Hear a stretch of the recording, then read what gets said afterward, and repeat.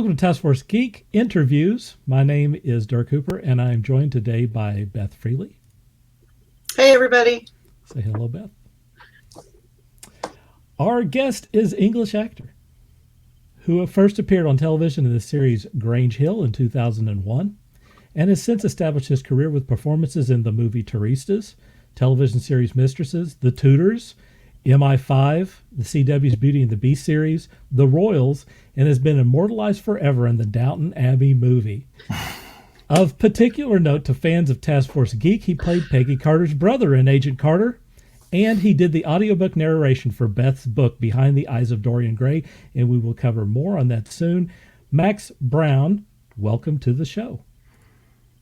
Hey, everybody. How you all doing? This is going to be kind of an informal deal here. I know that Beth has talked to you quite a bit, and I'm going to invite her to help me with the questions on some of this stuff. But my first question to you is, what got you interested in acting, and how did you get started? I got into acting very young, so I was a kid growing up in a small town called Shrewsbury in the West Midlands of England. Which you probably never heard of. But yeah, I moved from another city and I didn't have that many friends. And the one guy that kind of took me under his wing, he was part of this drama group. Aged, 6, I started to go to this thing and I just fell in love with it. I loved doing little skits from different bits of theatre. And then that went into doing a lot of musical theatre through the drama groups. And by the end, I then studied it at college and then got into a drama school, but decided to just try it for a year after some advice from a friend. And within that year, I got my first gig on, as you said, Grange Hill, which is kind of the starting ground for a lot of actors who don't go the drama school route in this country. Right. And that got me into doing a lot of TV and film. A lot of TV and film. You have quite a resume. Tell us, what do you do to prepare for a role?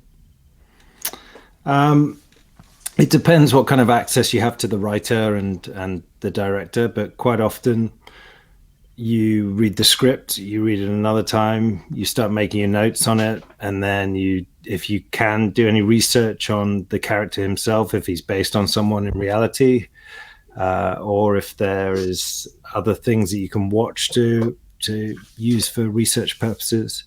And then obviously talking to the writer and seeing what he kind of wants to get out of the piece, what his biography of the character before the pages are written, which is so key to getting the depth to a character quite often. And then just discussing it with the director in depth, and usually over a drink in a bar, because you don't have the time when you're on set half the time, but and then you can kind of really reference it and put all the lovely touches in, which audiences love to watch. I'm curious. Sorry, Dirk. Go ahead. I'm curious how in depth you went for Edward Seymour.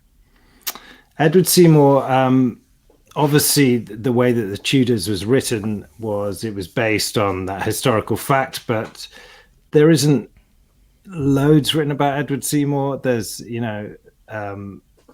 pieces that I did read. It's a long time ago now, but again, speaking to Michael Hurst that wrote the series, he had so much in-depth knowledge of that period of time and how he was aiming to write the characters and what he intended for them to go through as characters, and what his writing as well was just so beautifully written that there was so much on the page already. But yeah, I played around with Edward a lot and had a lot of fun with him. I can tell. He's one of my favorites, to be honest. I always wanted to make him darker, more evil, again,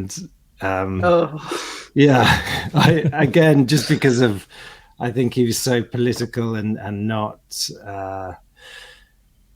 Obviously, the show is quite sexual in parts, and Edward, I wanted him to not have an element of that to him. He didn't, he had this kind of the way that I played him anyway, that he was quite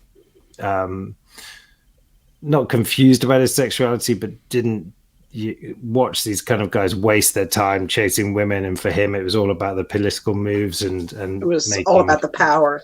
Exactly. Yeah. So it was a lot of fun. How open are directors or writers to your input as the actor on the role? I mean, how much latitude did they give you? I think if you've got something interesting to say, definitely it's taken on board. But again, sometimes with the TV, you rely heavily on the writing, and those directors come in, they've got a real idea of how they want to shoot something, and your time is precious on set. You're always up against it. So quite often you've got a 5-page speech that you've got to rattle off with 25 minutes to shoot, and they've set up the shot and you've pulled out your dressing room to just deliver it.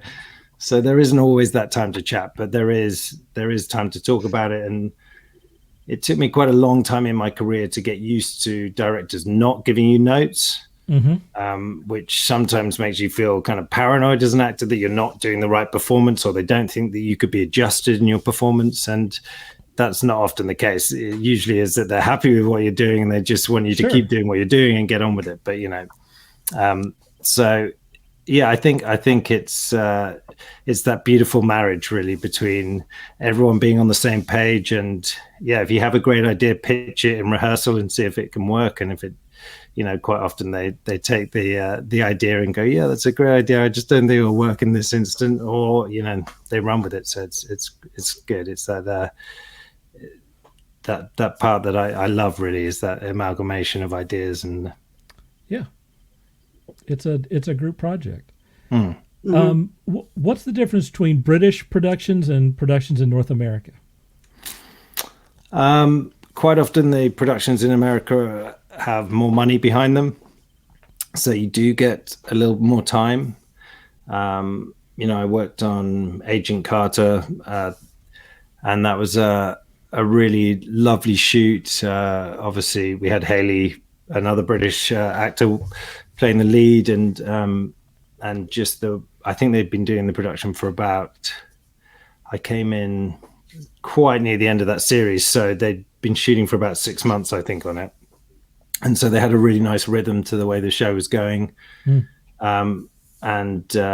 just felt like a really lovely single camera drama. And then you go to something like the soap operas that I did in England, where you would have multi cameras. And it was almost like shooting live theater in a way, because the camera would capture every move that you'd make across this kind of set built to work. But then things like the Tudors, again, a single camera, beautiful drama, all shot on film, and candle lit by this incredible DP we had called Ozzy Raymond on that. And just each piece has its own kind of magic about it. But I did find the stuff in the studio, it was definitely something that kind of put a huge smile on my face, walking into Warner Brothers lot for the first time, knowing that you were shooting one of the studios, and it's kind of what you dreamed of as a kid. Being Taskforce Geek, we got to ask you to talk a little bit more about Agent Carter. What was it like to be involved in a Marvel television production?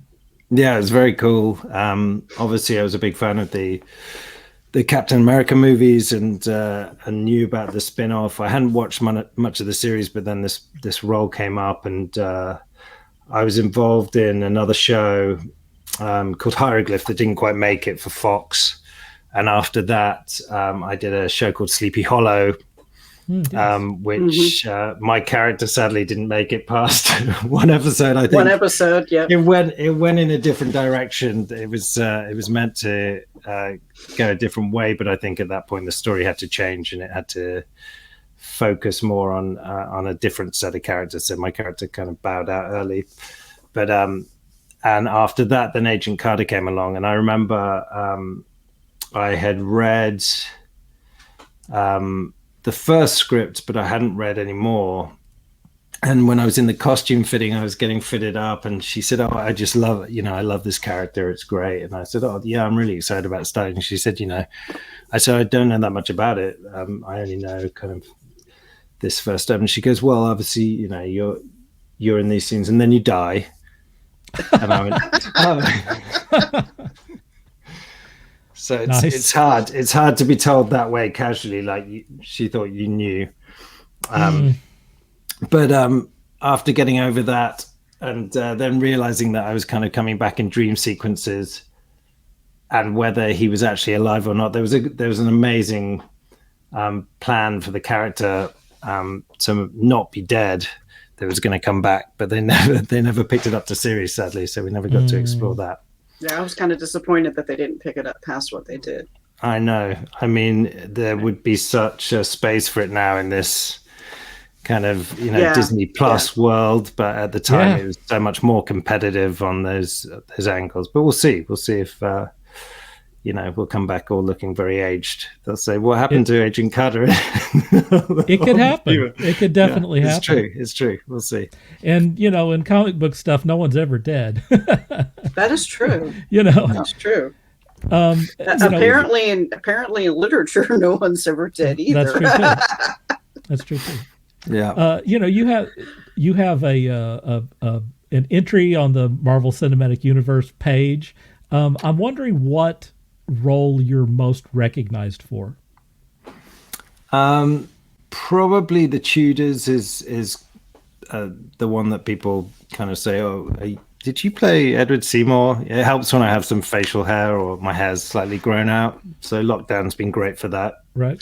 Not that I've seen anybody, so I haven't managed to impress anyone. But yeah, it's that's probably the show that people recognize me the most, or some of the soap operas, weirdly enough, because you just are in so many episodes of it that even if someone watched you 15, 20 years ago on a show, they'll still say, "Were you in?" I was in this kind of teen drama show here called Hollyoaks for only a couple of years, but yeah, there was a lot of episodes shot, so people often recognize me from that. Usually when I mention your name to friends and family, it's either the Tudors or the Royals that come up. Right, yeah. And what's funny was when you first agreed to read the book for me, and we signed the contract and everything, I went out in the living room and my husband was like, "All right, so do I know Max? Have I seen him and everything?" And I said, "You've watched the Tudors with me." I don't remember which one he played. And I was in the middle of actually watching season 9 of MI-5. And I said, "Hold on for a minute." I said, "Let me introduce you to Dimitri." And he's like, "What?" I said, just hold on for a minute. And so I tossed on one of the episodes that Uranus Dimitri on MI-5. And he's like, "Oh, that's Max." I said, "That's Max." Because that was the original role I knew you from, was Dimitri on MI-5. So, of course, when I listened to the audition, and it's like 5 seconds in, as soon as I heard your voice, I was like, "Oh my God, that's Dimitri from MI-5." And then I was like, "That's Edward, that's Dimitri." And I started just like listing off the roles that I had seen you in, that I remembered you in, and everybody was like, "What are you talking about? Are you all right over there?" So, well, I'm glad you were a fan, because it was a great pleasure reading the book. It really was. I cannot hear Dorian in my head without hearing you. No. And as I'm actually, I hope that doesn't haunt you, but no, it does not. It doesn't. As I'm actually working on a sequel that I never intended on writing, that sort of got started, and as I'm writing it, it's easier for me to pick up Dorian because I hear you now. And it just makes it so much easier for me to write it. So know that you have another one to read when I finish it, because you will always be my Dorian now, forever and ever. Well, since we're on that topic, you read the audiobook narration of Beth's book. What attracted you to that book, and is this your first audiobook narration? So this is my first audiobook. I had been doing voiceovers for years here, but I'd never done an audiobook. And obviously in lockdown, I was looking at different kind of access to work, to enjoy and to partake in. And someone had talked about ACX, which is where you can actually look at books that are available to do the audio on. And I read the breakdown. I was a huge fan of the original Dorian Gray. And I read the breakdown of the book, and did my little audition piece for Beth, and she emailed me back and said I'd love you to be a part of the book. So it was a learning curve for both of us. I think, Beth, it was the first one you'd had turned into an audiobook, and it was the first time I'd set up this whole studio in my house, and was reading it, and it's a process. You sit there usually with a single malt whiskey in hand, and you read a section, and then you reread a lot of it because you catch yourself, or it's you want to just improve those moments. And it was actually a great experience in the end. It's I think the result's brilliant. Beth, how did you feel when you figured out that you got contacted by like a legitimate actor, for your audiobook? What was your reaction to that? I screamed.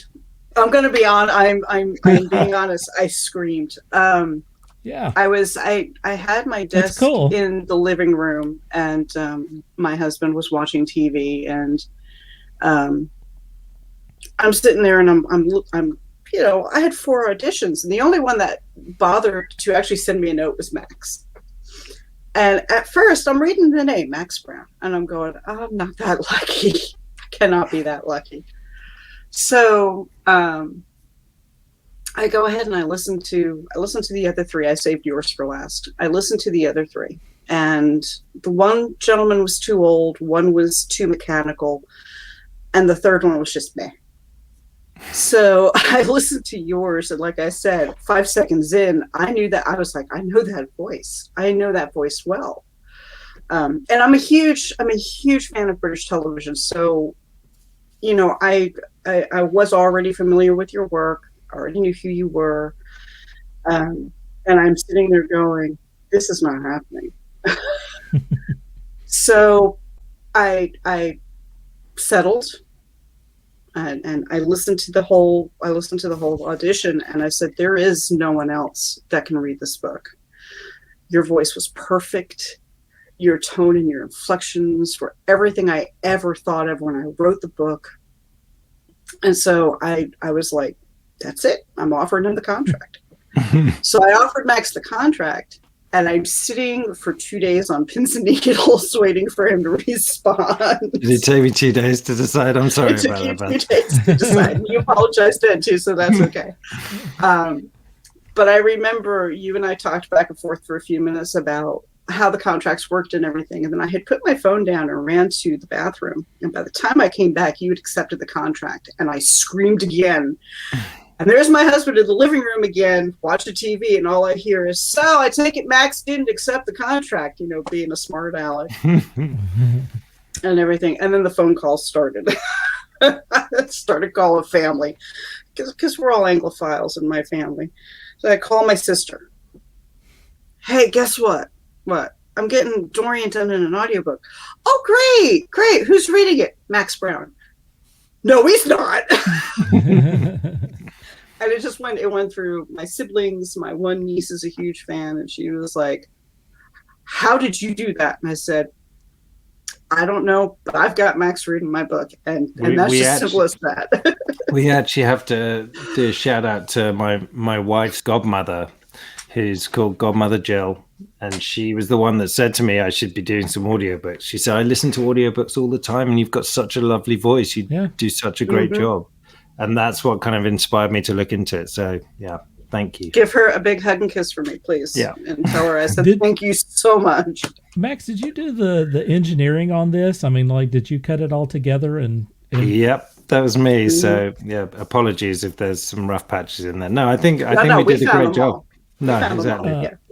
I've done 4 audiobooks myself. I know what kind of work goes into it. It's actually a lot of work. I mean, it's reading exactly every line of a book is difficult. With a nonfiction book, it's doubly difficult for a book where you're doing fiction, where you're presenting people's voices and trying to portray emotion and all that sort of stuff. How is doing an audiobook different than acting? Well, you have to have a decent amount of confidence to get through the pages and think, did I get the right read on that? You don't have any immediate feedback. Obviously, Beth would listen to sections for me and say, I think we should look at this little bit again. I'm not sure. Nice. There's, so we worked together like that, which was great. But I think the reading of it just came naturally. The story itself is so great, and your writing, your passion throughout the book is fantastic, and I think people are really responding to that. And so that makes life a lot easier. But yeah, you sit on your own, and it's trying at sometimes. I'm sure similar to writing, Beth, you must kind of have days when you're really on it and everything's going perfectly, and then other days you sit down, you say, right, I've carved out a 4-hour window to read 4 hours of this book, and you literally can't string 2 sentences together. Oh yeah. And so you have to just switch off and start another day. That's the kind of process with it. Yeah, and that happens a lot. I've actually, I got over a very bad writer's block recently, and part of that was thanks to you reading the audiobook. It inspired me to really focus on and get back into my writing more than focusing on other things. COVID has actually been very helpful for me on that too. I stopped shooting, when everything shut down here, I stopped shooting pool once a week. And I have actually found I don't miss it. I don't miss the league and the drama that comes with it. And I've refocused. And yeah, there are days when I want to do nothing but sit and write. But since August, since we started the whole process with Dorian through now, I've been busy with, help promoting the book, promoting both of my books, and also trying to finish the edits on my third novel, which I had hoped to have out by now. It's going to be middle of April before that happens, but that's okay. So yeah, there are days when I can't write a lick, and other days I'm just sitting there, and next thing I know, it's 3 a.m. and I've got to get up to go to work. I didn't have the excuse of sorry, Dick. Oh no, please go ahead. Well, I didn't have the excuse to, I didn't have to come up with anything. I just had to be able to read it and have the inspiration to read it well. It's so much more than just reading it, though. I mean, you know that. Yeah. And I learned all this process, with the apps that I was using and setting up the mic properly and getting all the right balance. And yeah, it was difficult at first. That definitely the first chapter took a lot of work, but then after that, it does run a lot smoother. I have a question. Do you have a bird? No. Why? Is there a bird noise? I'm not sure what chapter it is, but in the background there is a very loud bird just chirping away. And I left it be. There may have been just one in the garden that day. Yeah, I just left it be. But it's just one of those things where every time I hear it, I kind of chuckle. I'm like, that's there's one that of bird the again. That is one of the issues with doing audiobooks is if someone drives by or there's a dog in the background or something, you have the choice. Do I record this whole damn chapter over again, or do I wait until another time or something? It's unless you're in one of those studios, which almost no one is, where like you're in a soundproof booth, then you have most people do audiobooks in their bedrooms, Yeah, in the wardrobe nowadays. Yeah. I think lots of people are locked in their wardrobes for hours on end. I'm not sure I could do an audiobook from a wardrobe, but yeah, the setup was pretty good here. I've got plans to build an even better kind of sound booth area. So yeah, the next one will sound a bit better. But yeah, Now you got your feet wet now. loud birds. Nighttime is the best time, I've realized. But yeah, definitely. I guess the thing that I want to know is, do you enjoy doing audiobook narration? Are you looking for new projects? Yeah, no, I haven't reached out to do any more yet, but it is something that I plan to do along the line. I've just been busy. I'm gearing up to do a project down in Spain, so I'm just getting prepped on that at the moment. And I did a little movie at the end of last year in Bulgaria. So yeah, things just kind of. I was doing the audiobook before and after that, wasn't I, Beth? Yep. The movie out there. So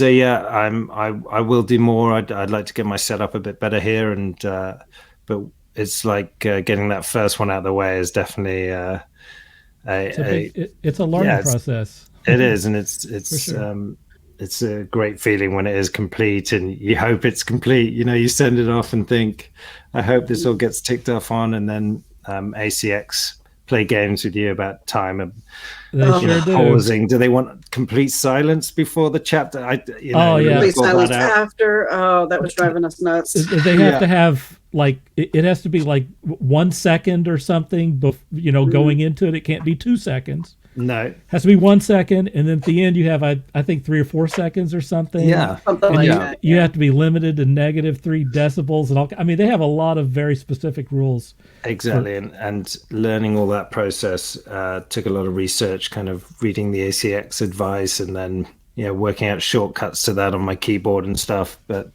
by the end, I was a master, which is good. It's another skill to learn, which I love. I love anything like that. I love the adaptability of what we do, Absolutely. Hey, I'd like to encourage people to go to Audible. There is the link to that, and just listen. Look, if you just listen to the audiobook sample for that thing, number one, you're going to see that Max did a magnificent job on this. Really, beautiful voice, beautiful presentation. You are very good at this. Thank you, man. You're welcome. And, obviously it's a cool story and stuff. If you listen to that audiobook sample, you're definitely going to be in. You're going to be ready to listen to the whole book. I promise you. I think the best, Beth and me were kind of sending reviews back and forth, weren't we, when they were first coming out? Yep. And I think my favorite one was the girl that walked the wrong direction from her house for about 20 minutes because she was listening to the book, and then realized that she'd gone completely to the wrong part of town and had to style out the turnaround and wonder, check her phone of where exactly she'd walked, because she was is high praise. It is. I think that was one of the best ones. Yep. Yeah. Very good. Max, what do you have coming up next? What's your next steps? It's another period piece. I'm not sure how much I can talk about it just yet, but it's another period piece all about Francis of Assisi. Nice. Very cool. Yeah, it's going to be a very cool piece. All shooting in Spain at the moment. So, wow. Yeah, heading out there for a while, which is going to be good. And then what else is coming up? Possibly a movie that we're just talking about at the end of the summer. So, yeah, things are ticking nicely along, which is good. Are we going to get another season of Royals? I don't think so. Sadly not. Sadly, they E don't do drama anymore for starters. No. So, and I think they tried to pass it to Hulu and different people, and I think leave us hanging, wanting to know what Robert said to her. Yeah, kind of ended in fire the whole show. I know, it's such a shame, and so many fans have reached out to me to say, what's your opinion? Where was it going to go? And it's so hard to answer that question, because I have one series of kind of events that I was playing in my head, but they may completely differ from the writer and creator. So, you have to just say, I'm really sorry. Some things do end like that. It's terrible. I watched 2 episodes of Royals last night. I'd never watched it before. I watched it so that I get a feel for, what you were doing recently. Right. And I have to say that is a series that is fun and sexy and entertaining. Yeah. Now I'm a fan. It's like, oh my God, I got to go back to the beginning of this thing and watch it from the beginning. It's a blast. And I think that a lot of people would really enjoy it. I hope that maybe there's so many streaming services out there and everyone's looking for content. Mm-hmm. Who knows? Maybe someone will pick it up. I hope they do. Yeah, it's true. There's so many things that you could go back and restart, but there's a lot of new stories to start up as well, and absolutely. It's one of those shows where it definitely ended on a cliffhanger, which is the worst way to go out, I think. But yeah, it was a lot of fun to be a part of that show. So if you were offered the chance to play Dorian, would you play him? Oh yeah, totally. I'd love to play Dorian. I might be a bit old for Dorian now, sadly. No, I don't think so. I hit the big 4-0 a few weeks ago, so no, I don't think so. I think you're fine. I could just get away with it. I asked because it could be a possibility. One of the podcasts that I sent you, the lady has friends in the business, and she asked me straight out, she goes, would you ever think of doing a movie out of any of your books? And I said, yeah. I said, Behind the Eyes of Dorian Gray. I said, and I know who I want to play Dorian. I said, I've got my Dorian. I said, that's just that. I said, so if I have to say, I know who I'm asking. So there we go. I like the sound of that. It would make a great movie. Hopefully someone's watching out there. Yeah. Have you read the Will Self version of Dorian? No, not yet. That? Not yet. That's worth checking out. It's a kind of modern twist of it, and it's that's a really interesting take on it as well. I'll have to look for that, because I have quite a bit of different versions of Dorian in my collection. I don't have that one, so I do want to read that. Yeah, check it out. Yeah. Just so you know, I killed 4 paperback copies of The Picture of Dorian Gray when I wrote my book. Wow. Yeah. Out of frustration? Just research and just, reading and rereading, to make sure I had it the way I wanted it, and the books would just fall apart. I think that's the beauty of what you've written, though, is it touches on that so much, and you've captured Dorian perfectly, from that, like he has stepped out of that book. Thank you. Which is so... That means everything to me. Right. That's awesome. Yeah, it's very brilliant, cool. Beth. Max, let's get all of your places where people can see you out there. I'm going to list them off, and if you can think of anything else, then please tell us. You can see Max on Twitter. I'm going to be following him very soon. Twitter.com, Mr. Max Brown. On Instagram, also Mr. Max Brown on there. And do you want to talk a little bit about what you do on Cameo? This is something, again, that I joined in lockdown. And there's been a really nice way of connecting with fans all over the world. I'm sure people have heard of Cameo now, but yeah, you can send me a request to kind of do a message for you or a loved one. And we've had a lot of fun doing messages for different people, winding different people up. So it's been a good way of entertaining myself in the lockdown. Yeah. And raised quite a lot of money for charity as well at different times, which has been great. That is awesome. It's awesome that you're accessible like that to fans. Very cool. Yeah. Is there anything that either of you would like to add before we wrap this up? I have one question. What was it like working with John Hurt? Oh, he's such a wonderful man. He really was. We shot that film in Portugal. And I was lucky enough to rehearse with him for 2 weeks in London before we went out there. And he was just the most gorgeous man to be around. He really was so generous in his time and his kind of wonderful sense of humor.